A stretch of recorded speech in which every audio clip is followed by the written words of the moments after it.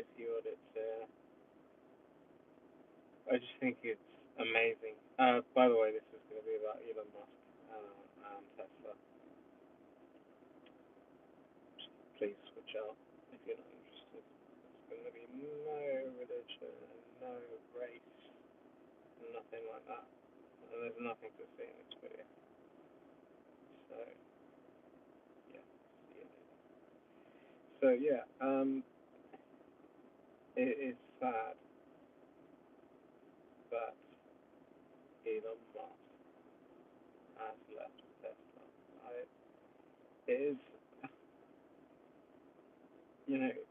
Tesla for me is Elon Musk. And, you know, I it doesn't surprise me. It surprises me because you know Elon Musk is a very sentimental guy. He's kept a couple of his Teslas, um, you know, signature editions that he's owned, and you know you can tell that he really loves them. He loves the cars, and he loves what he's done to them. The thing is, what surprises me is that he's left, and he's left for good, and I can't see him coming back. I mean, he's got bigger fish to fry. He's got Starlink. He's got everything he's done, with all his other businesses.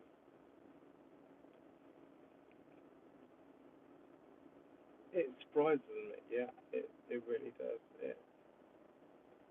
And obviously, what has happened to Tesla stock is the most surprising. I mean, now is a great time to just pump all your money into buying Tesla shares because they can't get any lower than this. I mean, you're not going to get news like this that Tesla has, you know, effectively lost its head. I mean, Tesla's got rid of a couple of key execs before, we know that, but this is the head. It's the head of the chicken. Is the chicken going to run around autonomously spurting blood? I can't, I don't know why he would have announced it. Um,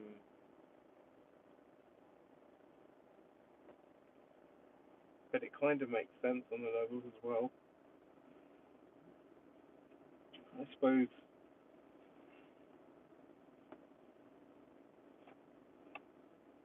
he's a man of surprises, isn't he? I mean, why would he do it? Because I suppose because there's only one Elon Musk, but then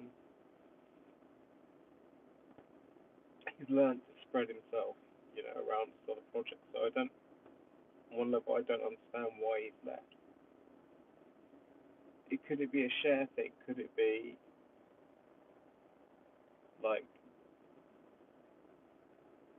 uh, he wants to shares to drop for some strange reason? Because in a sense, this is a man that doesn't really care about money in the same way that we might, you know.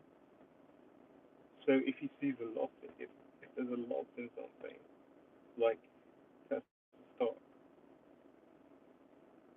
for him it's just irrelevant. It's all about the goal, the point where he's doing what he wants to do, and that is everything else doesn't matter. When you've got that level of money, and he doesn't really apparently feel it,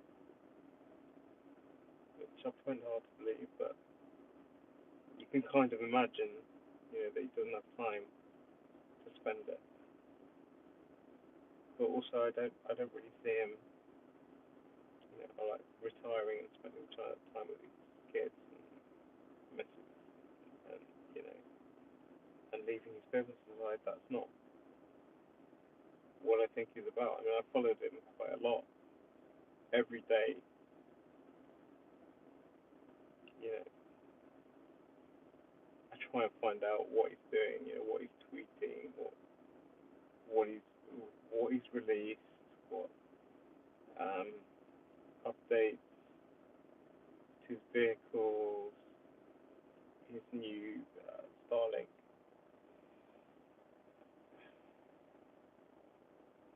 everything, everything he's done.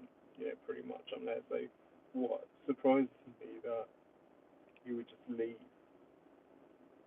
Tesla, and yet, like I say, it doesn't surprise me because he does what he wants.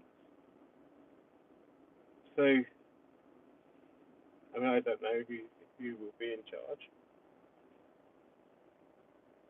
It seems odd.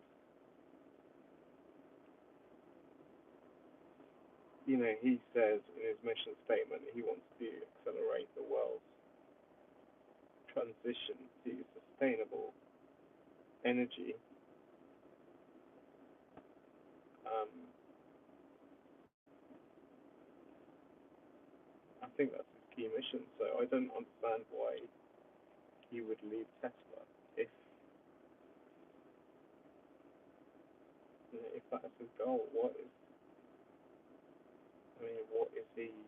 What's he doing? It's not as if he can give it to his, like children. His children aren't like, old enough yet. I think the oldest is about 10. I mean, of course, we've got kings, lower than 10, but effectively probably making decisions around 12 or whatnot. Um, he just seems counterintuitive, doesn't it? Why would he go? I mean, do you know? I think personally it's got something to do with the stock because he wants to. I think at one point he did say that Tesla stock is, in fact, devalued. It's overvalued. Yeah, even he thinks that. So maybe he's writing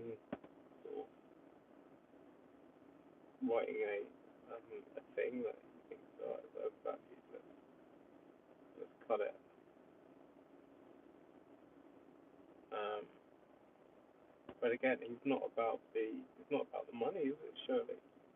Why? How would devaluing Tesla stock help the world's transition to sustainable energy? Doesn't that also doesn't make sense? I mean, but I don't know what his processes are that he's thinking of. Can you do you any you guys know why he would do that? Um, like I say, he doesn't seem to be money motivated. So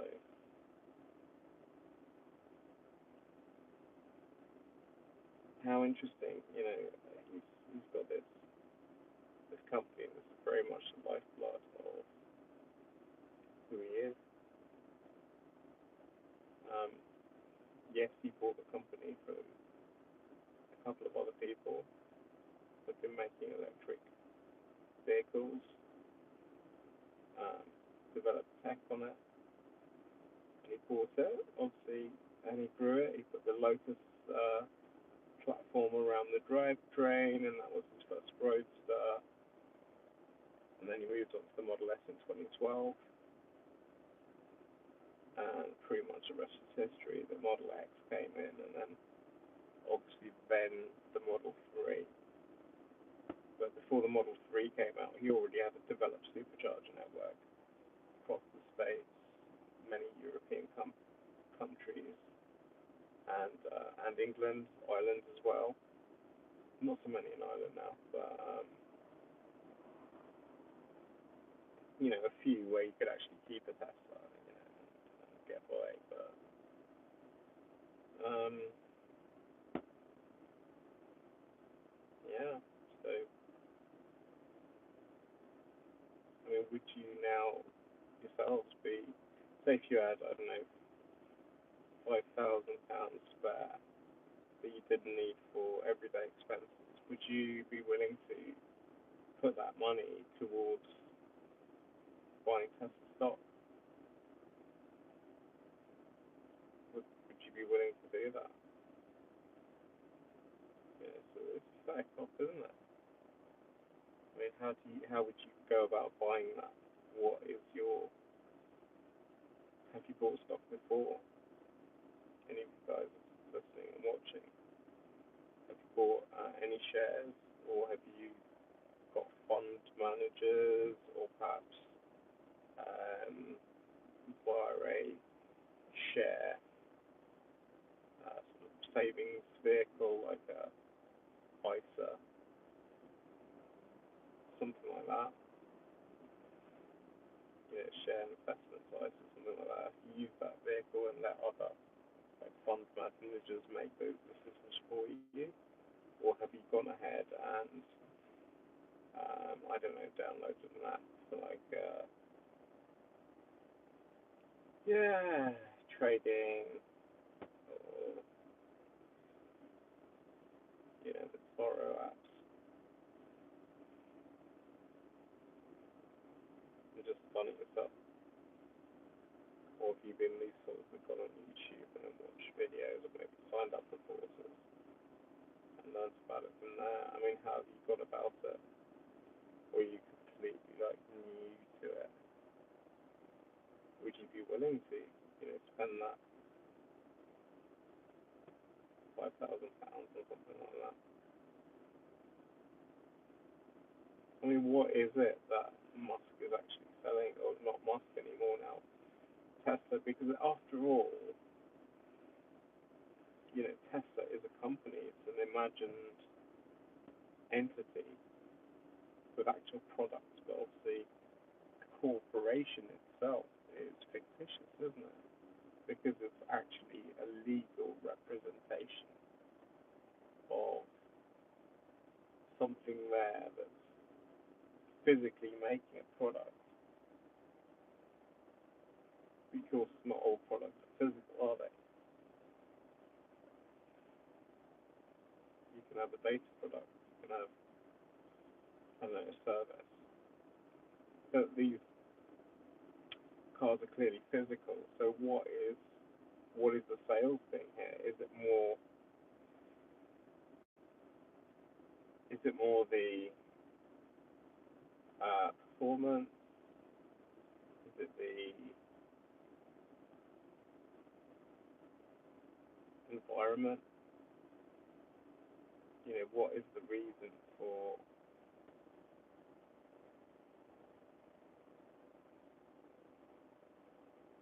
Tesla? A lot of people I've spoken to have said,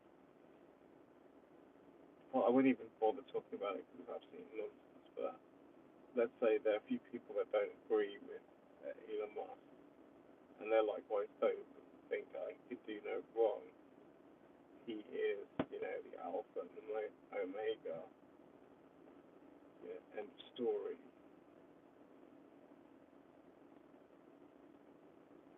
So, what is the truth about the company? Like I say, this imagined identity, which, if you like, imagined reality that is a company, I mean, which all companies essentially are. What they might have physical buildings. If those physical buildings were sort of smashed and all the products destroyed and all the employees killed, and the company would still exist. It would exist as a legal entity still.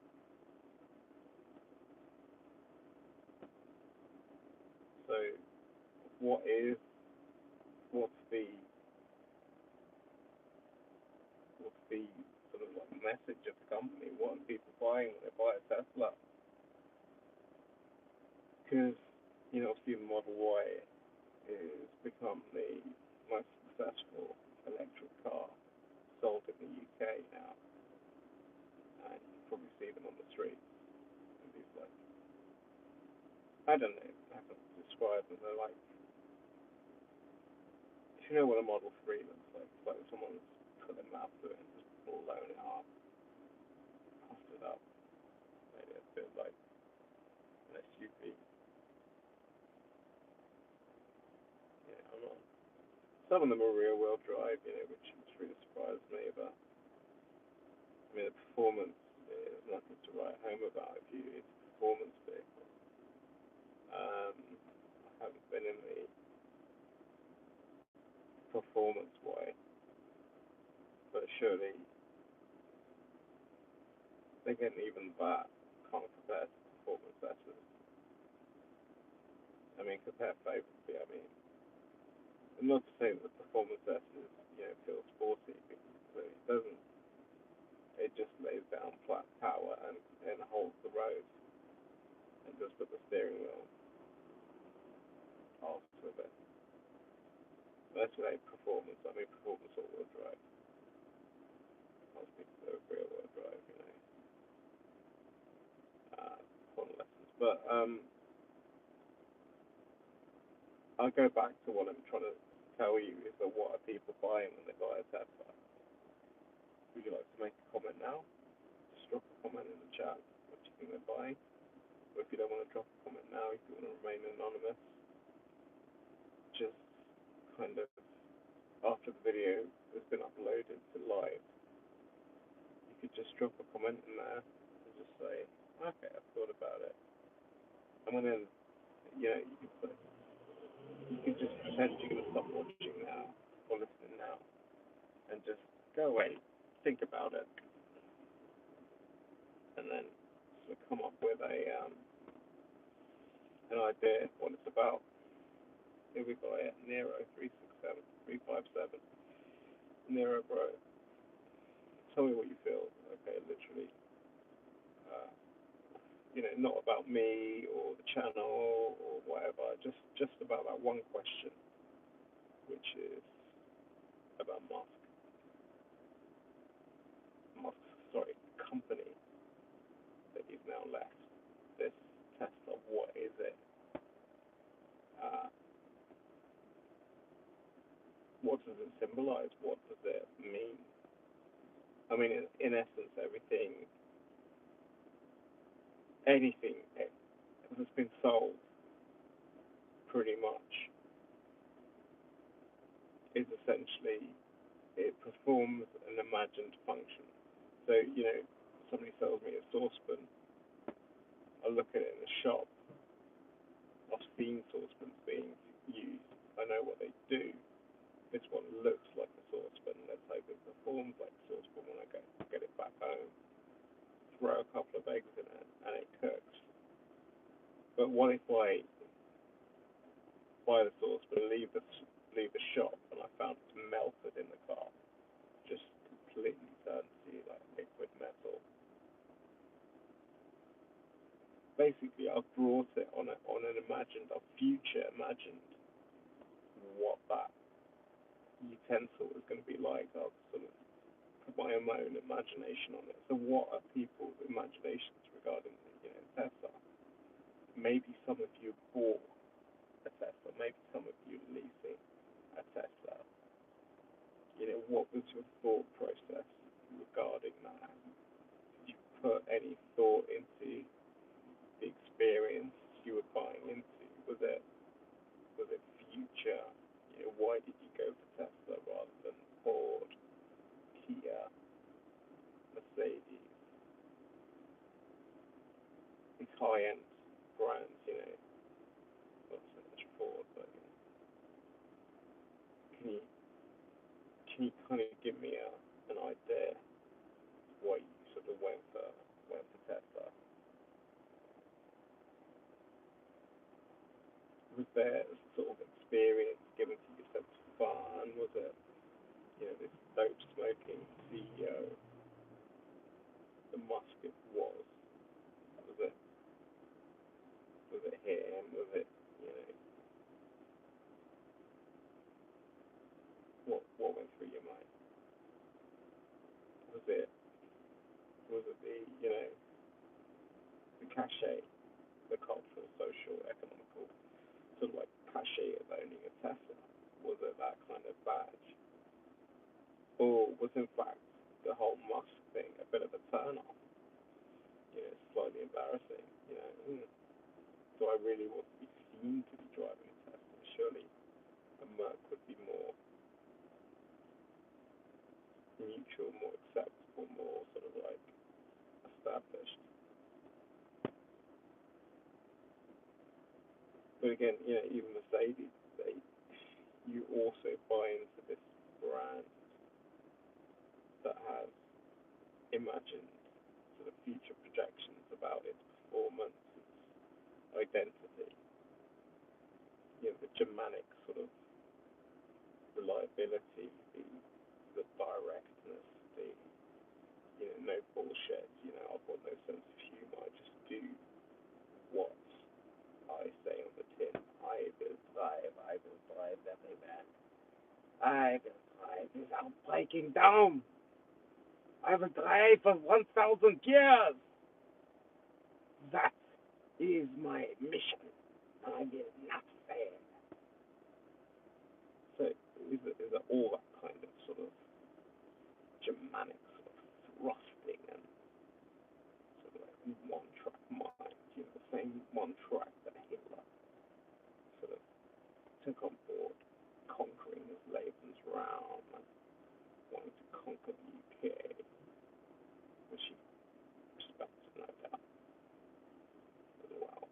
Um, so what was it? That is it that kind of thing? You prefer the Germanic sort of reliability as opposed to this American, I don't know, nouveau riche tech, sort of like dopey, jokey, sort of Trumpy, sort of kind of, I don't know, I want to say nouveau riche, but it's not that, is it? I mean, it's more, hey, I got a product, this is what I can do, this is what I'm doing, and it's going to sell. You know? It's like, it's almost jokey Germanic, isn't it? It's, you know, Musk's fart mode in his car, you know, is one of the things, you know, moving the whoopee cushion around the car, you know, different seats being able to fart. Whether that was thought up by Musk or not, he's obviously given it its rubber stamp at one point. Though it goes to show that, I mean, you can't really imagine Mercedes having a fart mode on their cars, can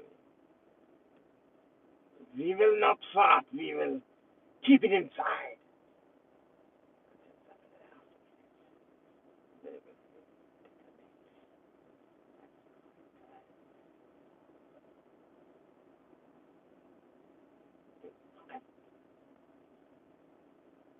Yeah, I don't know. I don't know. I mean, it's a bit like money, isn't it? I mean, money is another imagined sort of construct, isn't it? We use money because we have faith that other people will have faith in it. But what intrinsic value does it have? Not much. Not much at all. The price of the paper, maybe these have silk strips and which may have been worth, I say silver color, what quantity of silver, or if any, it contains. But it used to be sort of threaded through the notes. But yeah, these plasticky notes now, I mean, I don't know what they're actually physically worth.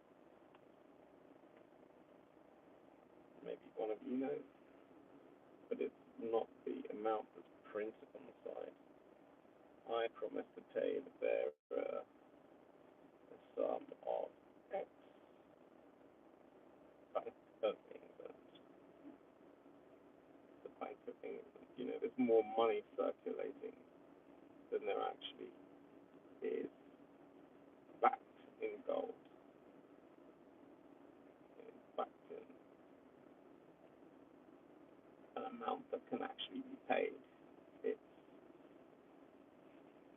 it's what when the financial crash happened, people were taking money out, and you know, 2008 financial crash, that is, the banks did not have the money. Northern Rock fell. They could not meet their financial obligations. And just the same is applicable now. If something happened and people wanted to withdraw every penny out of their bank account, the whole system would crumble. That's it. But yet, of course, we need these imagined companies, you know, that produce actual goods. We need the message, whatever the message is of the product, whether it's a stair lift, dog grooming, parlor, a scaffolding company. They all come up with their little messages, why they should be chosen. You're buying a product, but you're also buying an experience, potentially a promise for future performance. There's a sense of us humans imagining living in a shared sort of community that accepts one, a currency, but two, also is willing to have this kind of imagination that we don't tend to admit. Like going shopping, we don't shop. Well, people shop second hand, but other people they want to shop with a brand. Whether it's ASOS, flannels, Next. Because they expect a certain quality, a certain level of performance. A lot of this is just it's imagined, it's future imagined. And how can these companies survive? Even some of them some of them are closing down warehouses, even some big ones. Maybe there isn't the demand that there was during lockdown, say, but some of these companies, have absolutely hundreds and hundreds of employees.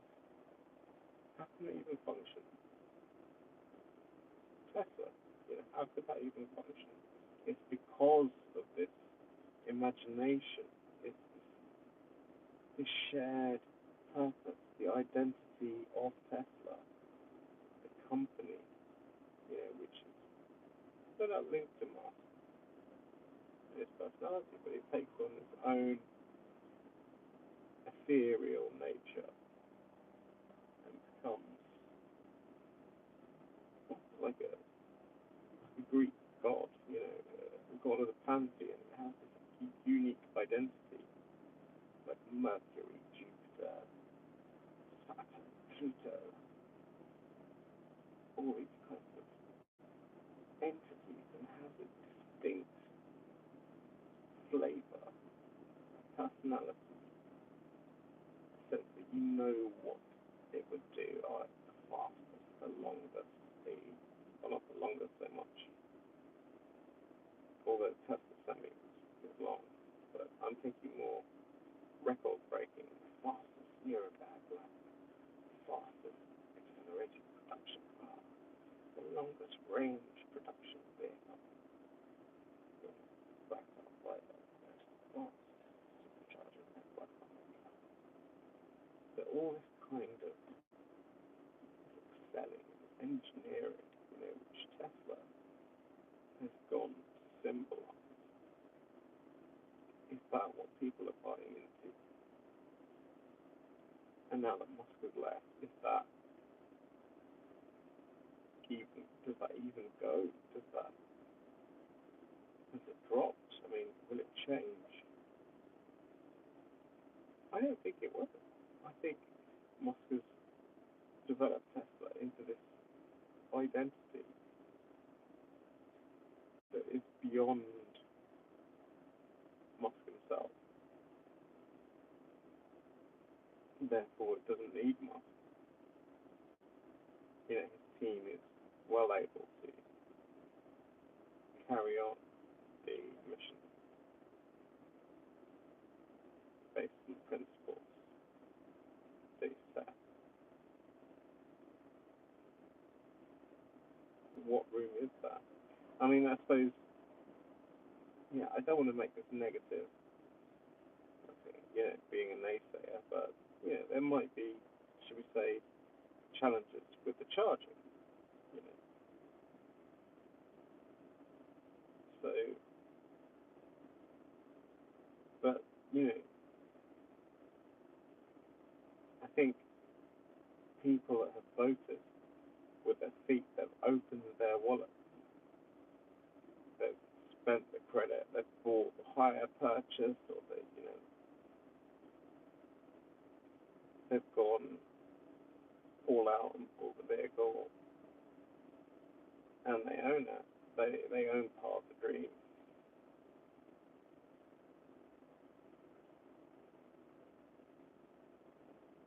But what is that dream? Can you verbalize it? Can you type in chat? Are you able to just think for a moment what this society is based on?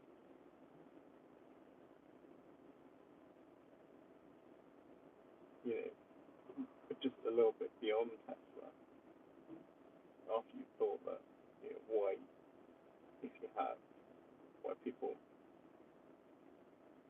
like you have bought one, if you haven't bought one yourself, or like your neighbours bought one, why have they bought one? Maybe they've told you. Maybe you can see what, what they've told you, why they bought it. But beyond that, looking at human nature itself,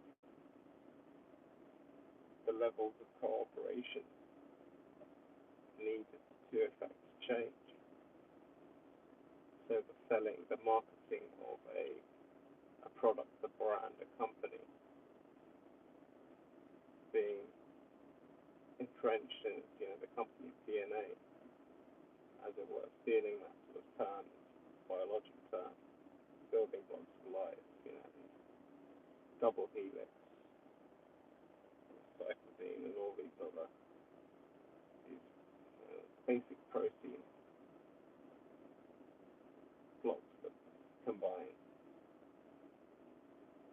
Typically, the DNA is just a few statements committed to the future, committed to the environment, committed to people. That kind of these sort of overarching statements that could be absolute bollocks, could be absolute, could be an absolute terrible company to work for, selling a shoddy product, but they have these DNA values to unite the workforce, to get them to work together, to get them to be obedient. Because with a big company, you need people working alongside each other that haven't met potentially ever. And to what extent is that like a religion? Some would argue also shared, even if you are religious and say you're a Christian. All the other religions apart from Christianity are likely constructs, heresies, imagined realities. But your religion is, of course, the true one. That's if you are religious. So that doesn't stop these so-called Muslim religion is a heresy, they still work together. They still cooperate very well. They still help each other out, feed the poor, blow up things. Do you know what I mean? They still cooperate as an organic mass of humans doing the right. They would think the right thing. And sometimes it is absolutely the right thing to do. Help your fellow man, fellow Muslim man.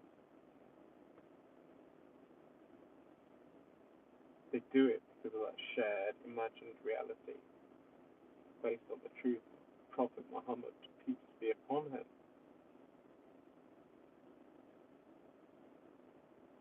So they have that common ground, that common DNA, which is why they pull together and act as one unit. You go to different parts of the UK and you see young people, often men, I've seen young men, 20s, 30s maybe, back, swarming into the mosque, out of the mosque, obedience. Some would say being programmed, other people would say they are following their culture. But to a Christian, it's a heresy. It's an imagined reality. It's not true.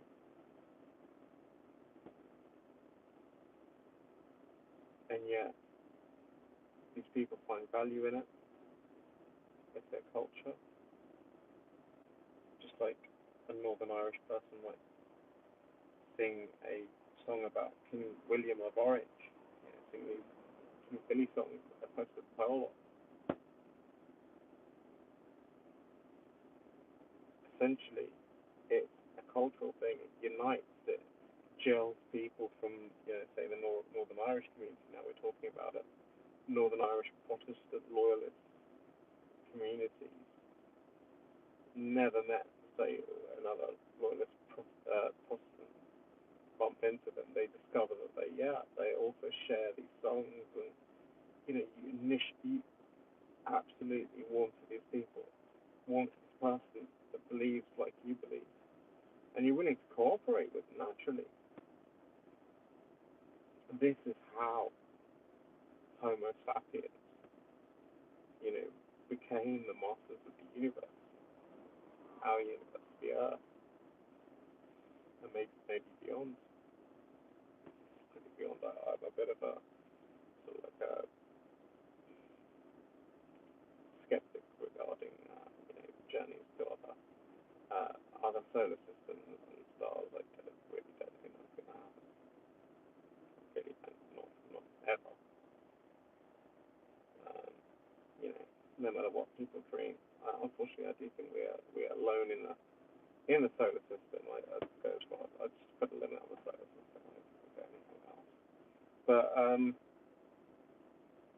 so they cooperate, and that's how we became the masters of the earth, because we cooperate. It's how we, I would say, committed genocide against, after shagging a few of them, of course, but against Homo neanderthalis, against Homo erectus, possibly Homo naledi as well, Homo floresiensis, Homo heidelbergensis. These are creatures that say lived, I don't know, between say 10,000 to I'd say 10,000 to I'd say 3 million. I don't know that date. 3 million years ago. Effectively early humans, hominids. After that, split off from the last common ancestor that went on to evolve into great apes, and then our branch that went on to great humans, and then Homo sapiens. Essentially we came across when we migrated out of Africa and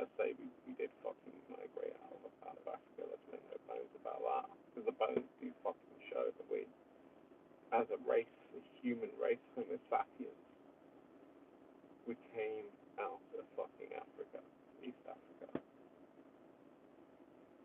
So, all this stuff about filling in the ethnic origin, it's for the birds, you know. It's bean counting, in my opinion. But anyway, that's going down a rabbit hole. I don't want to go down there. So essentially, we got Homo sapiens cooperating, committing genocide against all these other sapien, sorry, all these other Homo races that I've just mentioned to you. There's shagging a few. I mean, uh,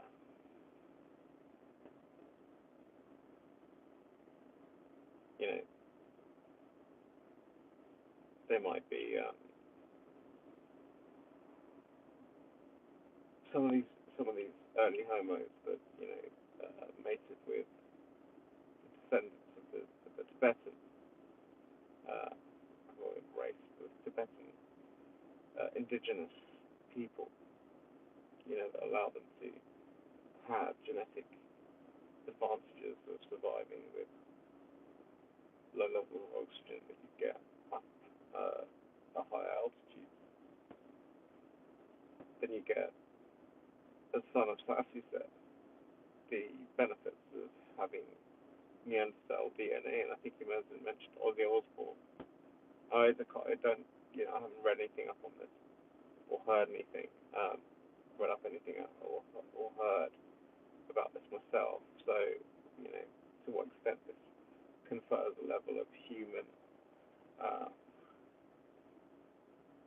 insusceptibility, that's not a word, um, to threats against health, against health damage like alcoholism and accidents, broken bones.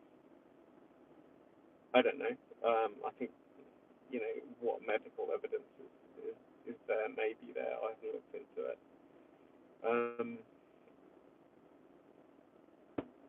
Maybe it does confer a level of rigidity and sort of like imperviousness to certain levels of, if you like, biological insults. I don't know, but there's no doubt that the very slow hand of evolution is going to pass down those genes that are beneficial, that help humans survive longer. I mean, let's not forget, humans weren't always able to kill every other species on the planet. They were a one-stage prey. They were preyed upon by animals that were stronger than them, that feasted on some of these early humans. Can you imagine that? Can you imagine going to Tesco, like getting out of your car, and then being fucking pounced on by an animal and ripped apart and eaten there, right in the fucking car park? Well, this shit was going down, say, 90,000 years ago. 90,000 years ago. Agriculture came about 10,000 years ago. So before then, obviously, we were hunter-gatherers. So there were that kind of level of threat from fauna in different parts of the world. And of course, the population of Homo humans wasn't very great then. And we have a huge jump in population over the last 224 years, apparently. A huge population jump from, say, 2 billion to, what is it, 8 billion now?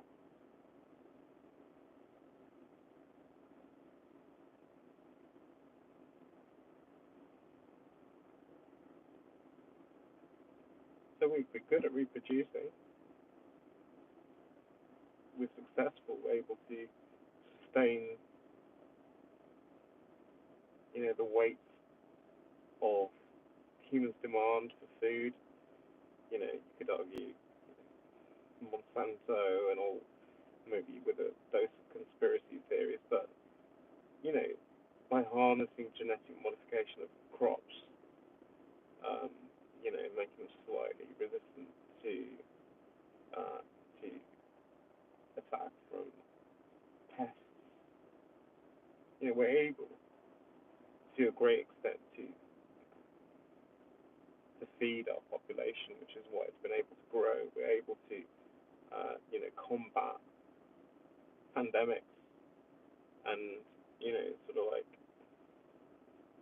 even even war has not really decimated, dented our sort of this malthus like drive in population.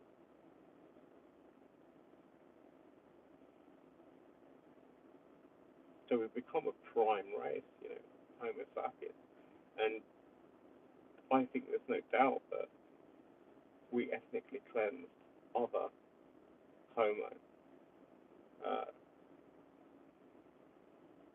species. When I say I think there's no doubt, I'm not speaking with proof. For proof, you need to go to academics, and studies and papers they might have written. This is just my impression from what I've read and googled. So what we have then is a race, Homo sapiens, creating these companies like Tesla, Google, etc. Um, I don't know, Bigo Live, all these social media companies, and basically creating a sort of industry, a market, creating dreams, things to buy, things to fulfill our time, a short time. Some might think, oh, we can live to 90, that's a long time. Well, Son of Percy talked about this whale. I can't remember which whale was living to about 500 years. Some crazy shit right there. But obviously, quality of life, would you want your eyes packed away slowly because you're moving so slowly in the sea. Ask Son of Percy. Dig him up. He's on the channel. He's on Chase the Audit. He's alive. Go and speak to him. No, but really. So with essentially the state of, I'm trying to give like an overview of the state of the human condition, where we're at and where we come from and where we might be going, which, I don't know, but I can only guess, and my guess is probably not very good. But so we've got these imagined realities, we've got this cooperation going on, we've got wars obviously being fought, based on territorial lines that have been basically politicians and countries shafting other countries, selling stuff to making promises to people and things like PICO agreement, Balfour agreement. I'm thinking things like that. I'm thinking division of Africa. I'm thinking, India, Pakistan, all these sort of lines in the sand. Let's fucking put a line there, divide and rule, all this bullshit. I'm not dissing the British Empire, by the way. I'm just saying how it is.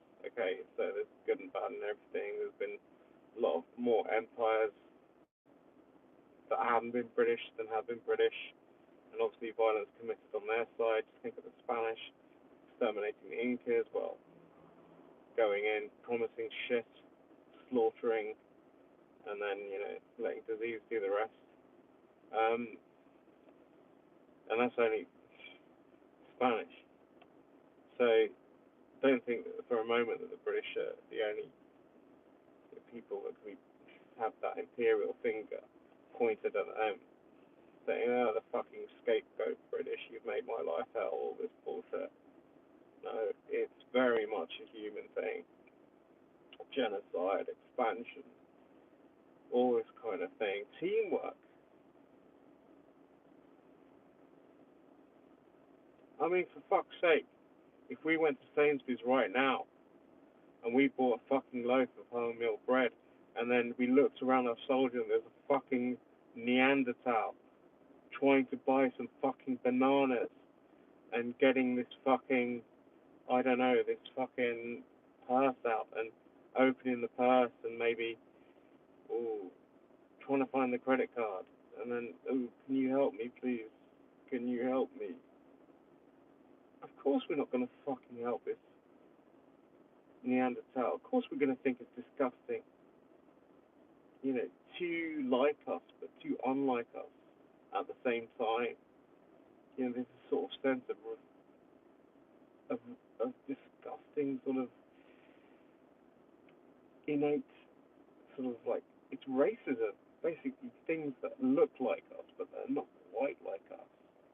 We want to fucking exterminate them. We want things that we can predict the look of, that we know, yeah, safe, non-threatening.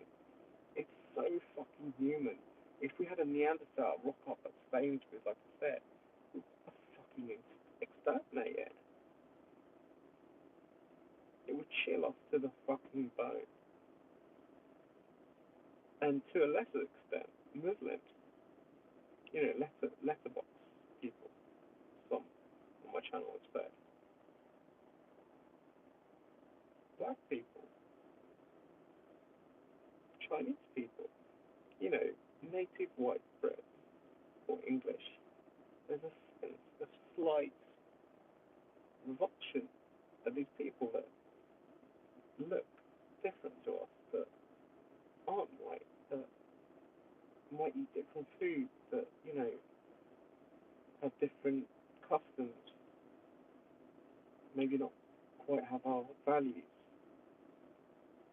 There's a genuine fear of these people, and you know, this fear has been amplified by the whole fucking Muslim shit that's been kicking off, terrorism related. It's not been recent, but we're not going to go down that rabbit hole. Okay, so basically, there's a sense that yes, we fucking did kill these Neanderthals. I'm sure of it. That's my belief. That's JC Audit's belief that we did kill them. We have no one else watching. We've been live for nearly 1 hour. Fuck me. Uh, yeah.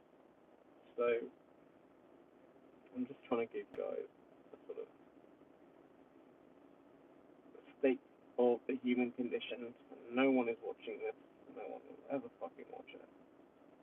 But I just wanted to put it on the record. If maybe some of you think about my motives, probably none of you. But a short word, the way I think this is going, you know, where the human race might be going as well. So I'm sorry, but I think whether you like it or not, we're fucking cyborgs right now.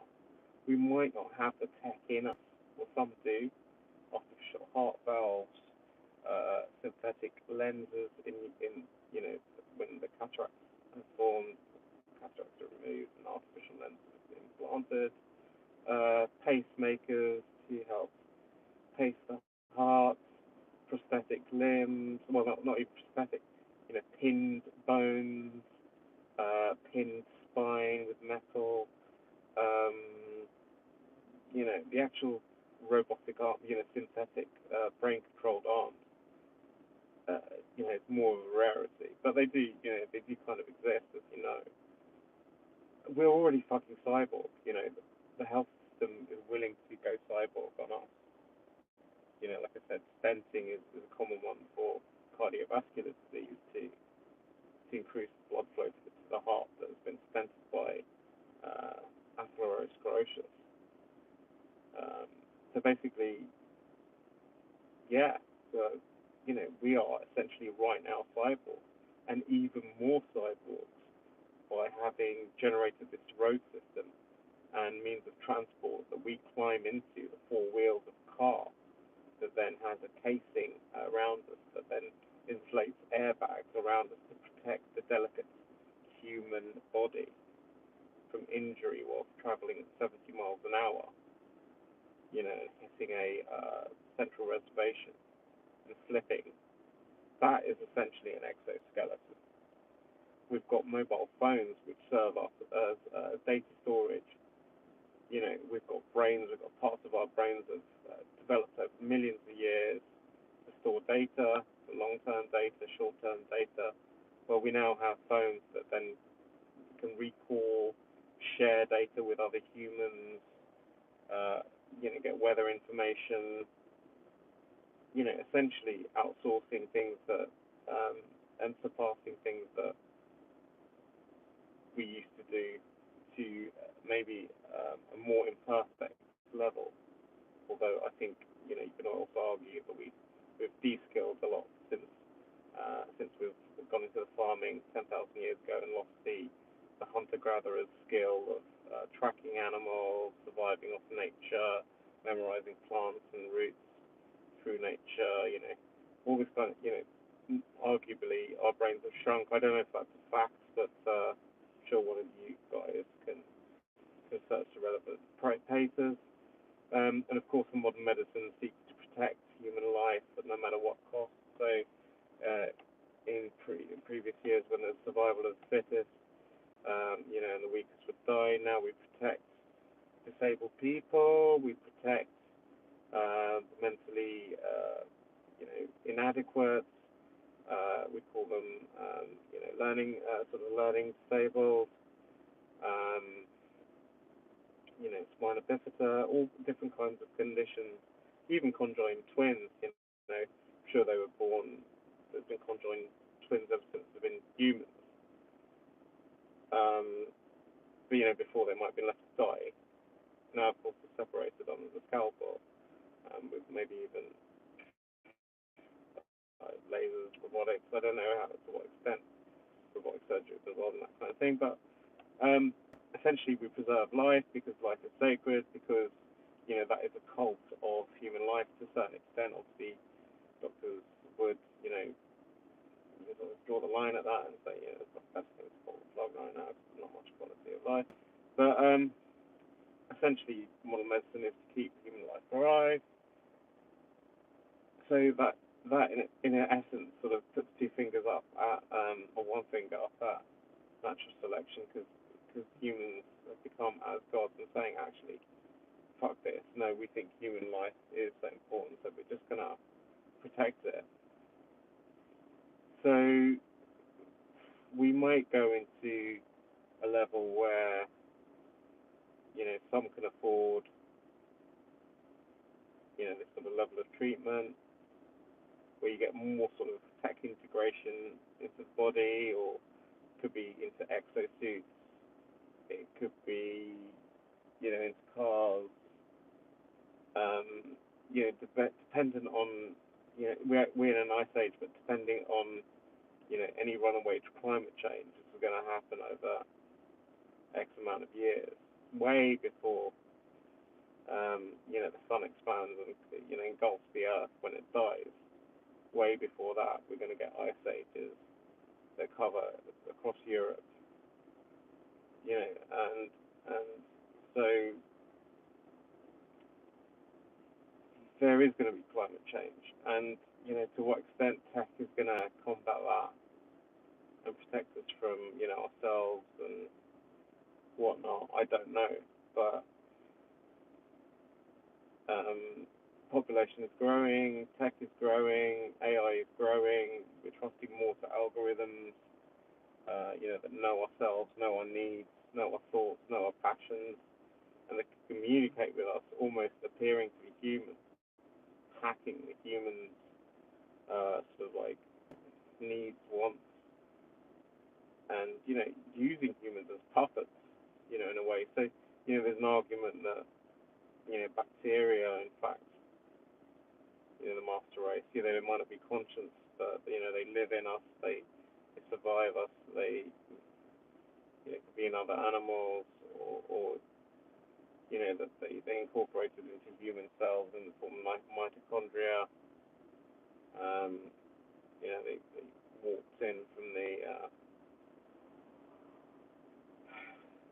cell cellular structures that have been incorporated into our bodies. So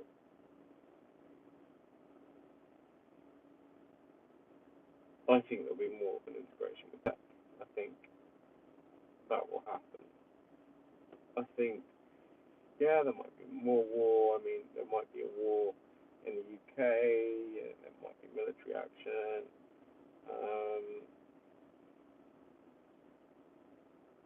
you know, it seems hard to believe that a country that's so peaceful right now. I mean, the IRA aren't active in the UK at the moment, blowing things up. There's no direct threat of invasion to the UK, with an army. Um, I mean, there might be like infrastructure attacks, cyber attacks, you know, that threaten, data centers, that threaten, of course, money. Then who's got the money? A lot of that is essentially kept on servers. So, what if these servers went down? So, it's potential for a little bit of chaos. I mean, a few years ago, say 30 years ago, if Leeds on the track disrupted trains to Houston, can you think how much a virus or cyber attacks or even targeted strikes on data centers, how much, conventional weapon strikes on data centers, how that can affect our ability to function, not only as a country, but also as an interlinked European business network, even though we're out in Europe, we still trade with it. Um, these things need to be considered, and I'm sure are being and have been considered by, the UK government. So I've talked a little bit about the future. I've talked over an hour now, past, present, future. I hope that's enough for you guys. I'm going to end this one. Thanks for listening. A big shout out to Nero357. um, and with this, I'm going to say thanks for watching.